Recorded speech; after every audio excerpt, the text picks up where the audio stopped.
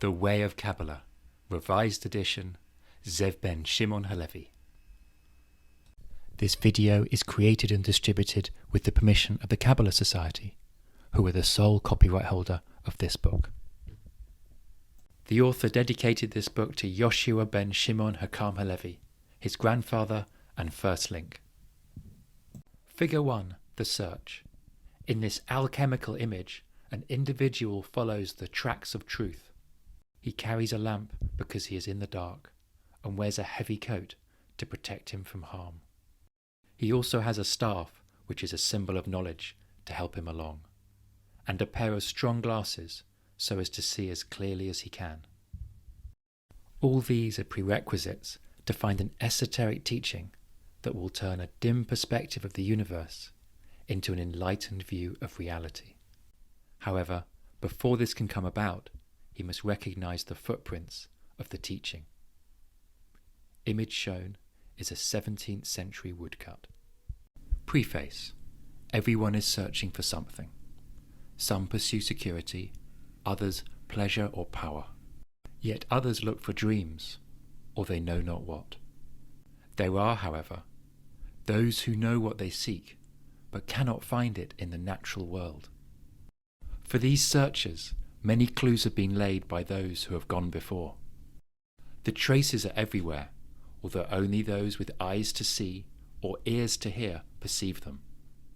When the significance of these signs is seriously acted upon, Providence opens a door out of the natural into the supernatural to reveal a ladder from the transient to the eternal.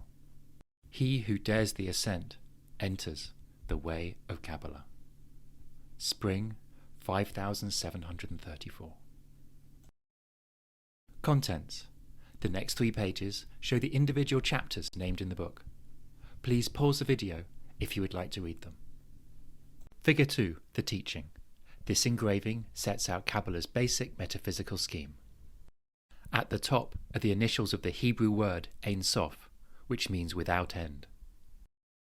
This is the title the medieval Kabbalists gave to the Absolute. Below is what is called the crown, or the point of manifestation of existence. On each side are the 2 pillars of mercy and severity, which are the equivalent of the Chinese yang and yin principles. The 10 Sefriot or numbers represent different functions and levels, while the central column is that of grace or equilibrium. The 22 paths connect the Sefriot and create the triads that process the activities of the tree. Moses Cordovero, 16th century. Introduction. Every mystical tradition aims at union with the Ultimate One. This state of total realization is obtained by balance and the raising of consciousness up through all the levels of existence to the source itself. Such a condition is rare, even though it is everyone's birthright, because few appreciate the laws that govern the universe and human development. It is the task of a spiritual tradition to set out these laws and show how to apply them. While it is true that approaches may differ according to period and custom, the law that opposites complement each other, for example, is quite recognizable in the relationship between practice and theory. In the mystical tradition of Israel, these active and passive aspects of the Torah, or teaching, are called practical and speculative Kabbalah. As studies, they provide the necessary training for direct experience. Kabbalah means to receive, and this is only possible when the 2 disciplines are united in a man's being. Such a spiritual event expresses in human terms the law of the triad, which brings the universe into existence and returns it to its origin again. From the one to the appearance of opposites and their relationship is a step out of infinity into the finite world. Here is the beginning and end of relativity, with energy, form, and consciousness in a diverging and converging complex stretched between all and nothing. The objective laws that govern the universe are described by the chief diagram of Kabbalah, known as the Tree of Life. This analog model of the absolute, the world and man is the working key to speculative and practical Kabbalah.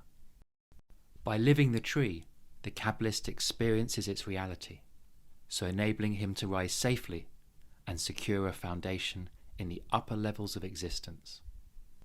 If he is truly established there, he may be given perceptions and knowledge of matters unobtainable in this world, or be the channel by which the influx of grace descends from above. If this be so, he fulfills his purpose as incarnate Adam, directly harmonizing with the will of his Maker throughout all earths, Edens, and heavens. In such a state, he may even rise in the chariot of his soul to the throne of the Spirit, upon which sits the eternal Adam, the divine man, the last separate realization before complete union with the Ultimate One. Please pause the video to look at the diagram above. Figure 3. Translation. Here the metaphysical elements are set out according to their literal translation and general quality. These are but some aspects of the capability of a system that governs the whole of existence. There are several different versions, but this does not change the essence. For example, Gevura, which means power, is sometimes called Pachad, or fear, or Din, justice. These are aspects of Gevura applied in different circumstances, which limit whatever is excessive. Each Sephira has many facets. There are also 7 levels down the central column of the tree.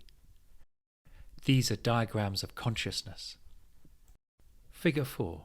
Knowledge. According to legend, when Adam and Eve were expelled from Eden, the Holy One took compassion on them and sent the Archangel Raziel to give them a book by which they could regain paradise and eventually enter heaven.